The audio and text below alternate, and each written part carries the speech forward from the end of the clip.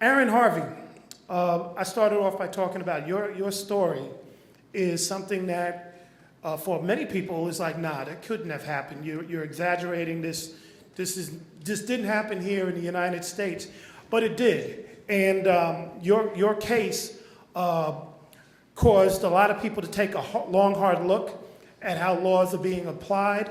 And maybe you could share with folks some of what you went through and how that kind of ties into racial justice in a political sense, what we need to be thinking about as we move, forward. Come on up and stand up as you share the mic. Because Aaron's an MC. Man, I might even start moving around some too, so bear with me. I appreciate you guys for having me. Who actually he's talking about is one of my co-defendants. But it's all, you'll understand in a second. So again, my name is Aaron Harvey, who Mr. David D is talking about as my co-defendant, Brandon Duncan, also known by the name of Tiny Do. I believe it was June 19th of 2014. I live in Las Vegas at the time, and I was walking out of my apartment, and literally SEAL Team 6. There was helicopters, dogs, they, full Metal Gear jackets, guns, and they're screaming. They arrest me, they tell me I'm wanted for 9 murders in the state of California. All right? Yeah, it wasn't funny then. So to give you a backdrop on that, I'm from San Diego, California, been there my whole life besides the time going off into college and studying real estate in Las Vegas. My family's been there since the 50s. So we're bred there, and specifically in the community called Lincoln Park in Southeast San Diego. So I'm arrested. I spent 1 month in jail in Las Vegas, Nevada. Never spoke to an attorney, never saw a judge, anything like that. They expedited me to San Diego, California 1 month later, and during my arraignment, they say I'm wanted on conspiracy to commit 9 shootings. So my attorney says, well, my client, he's 24, 25 at the time. He has no criminal record. I've had jobs from emergency medical technician and Caltrans to all kind of different things. You don't wait till you're 25 to go on a shooting spree, And the district attorney says that, well, we know he didn't do it. We know he wasn't there. We know he didn't facilitate, assist in any way. But we have him documented as a gang member, and under a penal code 182.5 that was voted in the year 2000 under Proposition 21 states that pretty much whatever one documented gang member does, everybody who's documented from that gang can be held liable whether you had knowledge of it or not. So the judge asked, well, you mean to tell me a person could be in a coma and still be charged with these crimes? And they said yes. So then we asked, well, what makes me a gang member? They say, I've been stopped by the police well over 50-something times in my life. And those stops were in the neighborhood I grew up in, which is considered a gang territory. They documented me as a gang member based on 2 stops. One, I was standing in front of my grandmother's house with another individual, and they said he was a gang member, so that's 1 strike against me. 17 months later, when I'm 18 years old, directly across the street at my other grandmother's house, I'm with another gentleman. They say he's a gang member. That's strike 2. I'm 18 years old. I'm documented as a gang member. I was never notified about this. There's no due process. There's nothing. There's a system called Cal Gangs, where they have 243,000 people in the state of California documented as gang members. Over half are from the ages of 18 to 24. They have 9-year-olds on this list. Once you're on this list, you apply, you qualify for Penal Code 182.5. So the judge slammed the gavel. I'm looking at 56 years of life in prison. So for my bail was set at $1.1 million. So for the past about 7-8 months go by, riots, lockdowns, you're sleeping next to people with MRSA and staph and, toilets over flooding and, walking in feces and maggots in your food and I'd wish death on my worst enemy before I wish him to ever go to jail. Honestly.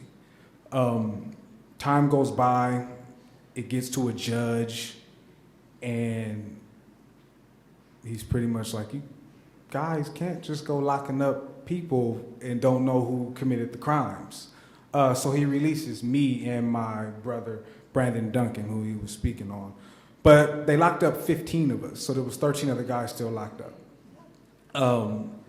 So as we were out and we rallied with the communities, we got things together, we're marching, we're in front of the courthouse, we're calling the district attorney's office like crazy, we're shutting things down pretty much, and guys were released. Not everybody. There was a guy signed for 20 years because he didn't want to do life in prison.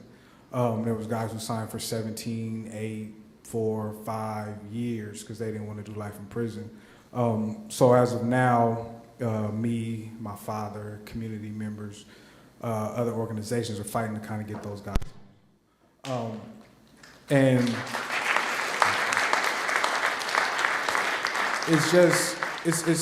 it's important, like laws like Jim Crow laws like this, we got to pay attention to them because it was voted in. So either we voted on it, or you didn't vote at all. And I was 11 years old when that law got voted in, and 15 years later, it came back and bit me. It was presented as, charging youth as adults, but they slid in this penal code. So, we see the effects of Prop 47, where it let out thousands of people, but in return, that law itself, they said it could have went locked up 543 people alone in my community, that one case, so, again, that's the tie-in or whatever to us really paying attention to these ballots and really knowing what we're voting for and not voting for and the things that are pushing, because they got things out there that I understand that they're killing us, black men, women, dark bodies, period, at an alarming rate. But they are incarcerating dark bodies at a much higher rate than they're killing us. So I thank you guys for having me. I thank you guys for being here. I have a question for you, Aaron, and I'm glad you clarified about his partner, Tiny Do. That was the one that they put in for the lyrics. But I think people may sometimes take for granted, it's like, okay, you got arrested, and if you're innocent, eventually we'll get you out. But can you just explain, like, once you're in prison, that's a whole other ball of wax. And so even in the course of just even defending yourself, you may be innocent for what you went in for, but you may be guilty for something in prison, which will keep you in there. So can you talk a little bit about that? Because I think when we talk about racial justice, we have to look at how that prison industrial complex is operating. Not just for the people that go in jail for quote-unquote crimes, but also the increasingly privatized detention centers where entire families are sitting there. So maybe you can lend some insight to that. Yeah, and if I understand correctly, there was a kid. I call him a kid. He was about 18 years old. Went in, probation violation, smoking marijuana, right? He tested dirty. A riot broke out, and he had to stab somebody. Now he's doing 25 years, for something as minor as that, as a dirty, urine sample, and it'll change you. Prison changes you. Not only do you lose everything, not only is it humiliating to have to go around trying to defend yourself about something that you know you had nothing to do with, something that the district attorney admits you had nothing to do with. But just like I said, like the physical and psychological abuse that you endure while you're in there that, I was only in there 7 months, and I know I'm different. Just imagine guys who've been in there for years, who it's hard for them to adapt to. I'm an already introverted person anyway, but 7 months in, enduring what we had to endure, being accused of committing crimes on certain neighborhoods, it was certain people in there that were from those neighborhoods that you had to deal with that. That's the reality of being in jail. And you know, and another thing I meant to touch on was they use these words to dehumanize us and easily used to just throw us away, like gang member, right? So gang member to me is the new N-word. You know, it was okay to lynch black people back in the day because they were the N-word, throw them away. And now we have gang member, pimp, drug dealer. You know, they have the illegal aliens. They have savages and things in that nature. So it's easy to dismiss something that's not considered a human being. And that's why I wear this shirt now that says nigger, nigga, neither, right? Because I'm a human being, you know. And you'll step on a spider and won't think twice about it, but you wouldn't kick a baby because you identify that as a human being. And that's one thing that we have to learn is media and the courts, they use these terms and these words because it easily dismisses the individual. These are gang members. Whether we know they didn't shoot up these places, but they're gang members, right? So now we're looking at 56 years of life. So I advise you guys just to keep this stuff in mind, that these terms and words, and I think they use thug now, right? So Ferguson are thugs. To really actually look at the human perspective of the individual, and the actions are never excusable, but concentrate more on the conditions created that an individual are committing these actions, you know, and I'll leave you with that. Thank you, Aaron. And as words like thug and gangbanger or lawbreaker are being used, what's not being used is somebody who might have mental challenges, which is often said when somebody goes up and shoots up a theater. He was mentally challenged. His parents weren't there for him, and we need to figure out what ailed him. Those type of things that keep the humanity intact. I mean, this is what we said about Dylan Roof, the guy who shot up the 9 people in church. Not only did they take him out to get a hamburger, but they talked about his mental well-being. Well, if there are a lot of gangbangers in his neighborhood, maybe they have mental issues too.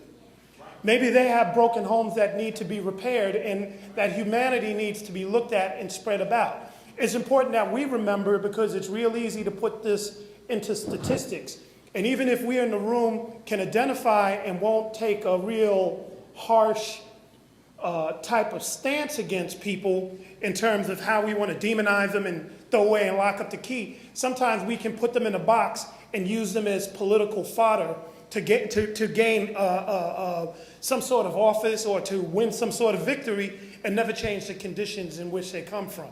So we might say, well, here's a young black man. He's one of 500 that got arrested in San Diego, and we're here to fight that. But are we really here to change those conditions? Or are they just numbers that make the case in a political level? Is that making sense what I'm saying? So what he's talking about needs to change in a very substantial way.